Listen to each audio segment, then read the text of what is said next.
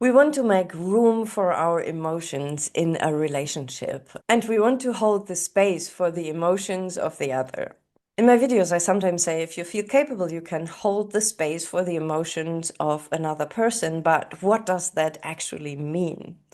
Today, I am joined by Dominik, and we will show you how to hold space for emotions. Hi, I'm Uma. I'm your host for the Emotional Literacy Unlocked series. And Dominik is a colleague of mine. He's mentoring in one of my shamanic training classes. He's a breath worker. And we are going to hold space for our mutual emotions today, each in their own style. Dominik, thank you for being here. Yeah, thank you for the invitation, and I'm excited to join to explain what space holding for emotions is. Yeah, we're not only going to explain, we are going to strip, we are going to feel, right? So, this will be a very vulnerable part that we share. And to make this a safe experience for all of us, Dominik and me and you, I'm going to frame this for you. So, what can you expect? What are we actually doing? And what can you do when you watch us holding space for each other? What you will see is two people holding space for each other's emotions. First, Dominik will hold the space for my emotions, and then we will switch. We will cut that in two videos. And we will not only hold space for each other, we will also sometimes break the fourth wall and speak to you directly, telling you what is going on inside of us. So you have a better idea of what we need to do in ourselves to either be held in emotion or to hold in emotion. You will be part of the magic happening when someone is holding space for an emotion for another person. I have to give you a content warning because my topic will be female health and menstruation. So if you're sensitive to that, you might love to switch over to the second part of the video already. And again, Dominik and I, we are not actors, but we are pioneers. We go where other people don't dare to go, which puts us in very vulnerable positions because we are sharing our real life stories. And we want you to respect that. Our vulnerability is openly for everybody to see, which means that also can affect you. So here are a few guidelines for you when you watch us doing our thing.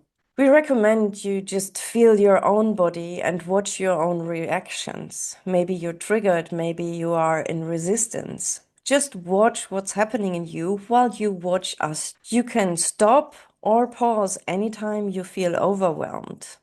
And your main focus is just to observe. You don't have to do anything. None of what we go through has anything to do with you.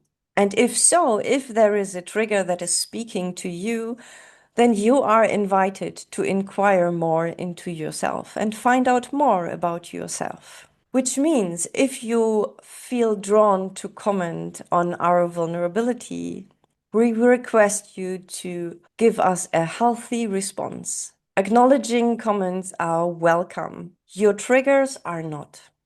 Our key message for you here is how emotional safety can look between two partners. If all goes well, you learn something about holding emotional space for another person that you can take onto your life. And if all goes super, we could create healthier ways to discuss sensitive topics like women's health. I think our societies need that. Okay, that's all for the guidelines. Are you ready to start, Dominik? Absolutely. Great. We didn't talk about how we start. How do we start? Well, we're gonna be directing to what's going on within you emotionally. Mhm. So I guess we would just start by speaking about it. Oh, yes, thank you. Okay. Mhm. So yesterday morning, I woke up and I found out that my body is bleeding again. I'm in pre-menopause, which means what I learned and heard during my whole life is you bleed less and less. But my body just does the contrary. I only have short amounts of time where I don't bleed, and the rest I'm bleeding. I'm bleeding way too much. So I went to my doctors, I got some pills, and they told me, you won't bleed for 3 months. And I was like, oh, finally, because apparently my body is, the hormones are out of whack, and this is really difficult to handle for my body alone. And I'm glad that there are pills that could help me not to bleed and lose all the blood and be all emotionally flustered due to this chaos in my body. And then I started bleeding again because apparently my body is stronger than the medicine. So yesterday morning, I was really desperate. I didn't know what to do. I felt helpless. I feel also betrayed from my body. Like, why are you making me bleed so much? Why are you making me lose so much life energy with this blood? And yeah, that was my emotional chaos yesterday morning. And I think this is what. So while I talk, right, I realize that my heart is getting nervous and that there is energy buildup, like there's a nervousness building up here in this area. And that this is actually also related to an episode in my life where I nearly had cancer, was like the last stage before cancer in my uterus. So this is a uterus thing again. And I'm just reminded of that, why always there, and why does it have to go so far in my body that it's a thing? Why can't I? Here's my hybris. Why can't I? I'm so sensitive to all the emotions and all the energies. Why can't I feel that before it's getting a thing? And it feels so big and it feels like I'm betraying myself. My body is betraying me, like an internal fight. And I'm giving room to that part. I know that there is another part in me. Who knows? I just have so much going on. My body is helping me seeing something that I'm ignoring because there's so much going on.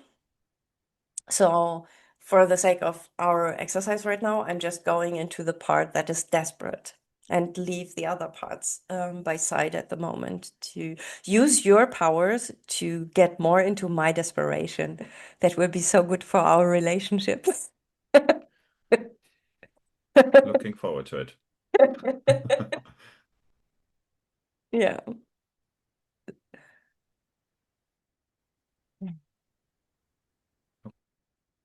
Okay. Desperation, you say. Mm. You have been talking about you dealing with the situation. There's something happening in your body, and there's a like from what I hear, if I may reflect, there's like a part of you that has a desired outcome in mind. Like you want it to be a certain way.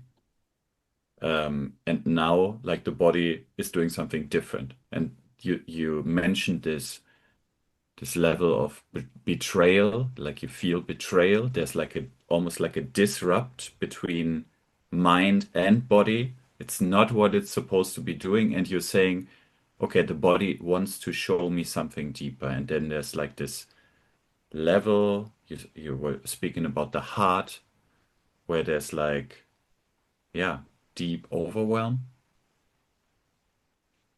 Can Yeah. you go a little bit more in that direction? Yeah, this is actually where I feel helpless. I know I have a lot of tools and I can speak with my uterus and I can make sense out of everything that's happening, but I'm actually not feeling that right now. I'm not trying to make sense. I'm trying to pause here. And before I make sense, before I pull it into my mind, I want to feel what's actually going on emotionally in my body. And this helplessness, and nervousness, it feels like, ooh, time is running away. That's how it feels like. Menopause is this big thing. When uh, already now, I have less chances to get pregnant ever again. Well, I have two beautiful children and I am a mother already. Nevertheless, this not being able to have children anymore is a big thing. I'm super happy with work and travel and everything, but still, this is a thing, and it's like I feel like my body feels like the time is running away, and this is why it's producing and producing and trying to throw all the viable last eggs that I have in my resort and asking me each time, are you sure? Are you sure you don't want to get pregnant again? Are you sure you're through with being a mom? Maybe a third kid would be great. And that is such a hard decision because I love being mom and also I don't love being mom because oof, that is a lot that falls onto your shoulders in the societies that we have arranged here. So while I love having kids, raising them how we have to raise them in our societies is no fun at all. Hmm. And that is all like this whole weight upon me. Even, it could be that even if I wanted to, I could not get pregnant anymore. But it's Mhm. in my field, it's like surrounding me, and I don't make space for these thoughts in myself because I have work and I have things to do and I'm good. But this is what's actually in my body. This is what's in this helplessness and nervousness and everything. That's what inside of me. Hmm. Oh, So life there's and like death. there's like a calling of the body. You're talking about you feeling time is running out. There's like the kind of like something finite happening, like the last chance of becoming a mom Yeah. again. And then there's this part of you that's maybe not wanting to look at it. So there's like one part that's pulling attention and the other one is looking away, rather looking away because there's other things to do. Yeah. There's busyness in life. There's other plans. Yeah. So obviously you're here to look at things. So like this body's calling. Where do you feel that in your body? Uh, Here. Yeah. It's like a nervousness in my stomach. I also have like a stinging pain sensation in my heart. And I have this, it's a weird feeling between heaviness and emptiness in my throat. Yeah.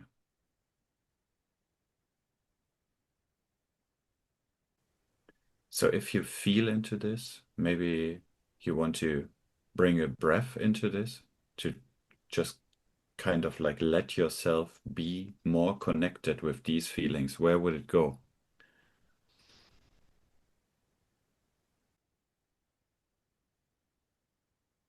I feel like I'm getting stupid. I just had a lot of energy in my head and it feels like it's getting pulled down and like all my intelligence drains with it. Yeah, sadly, that was it. No more YouTube videos. Left intelligence left me. Ah, I'm always a clown, huh? It's so funny. No, actually, uh, when you invited me to feel into my body, first thing that my attention went to was my solar plexus. Okay. And from there, it quickly went up into my heart, more into the left side and into my back. Like I feel it more, the back left side of my heart space. Oh, I remember now. When I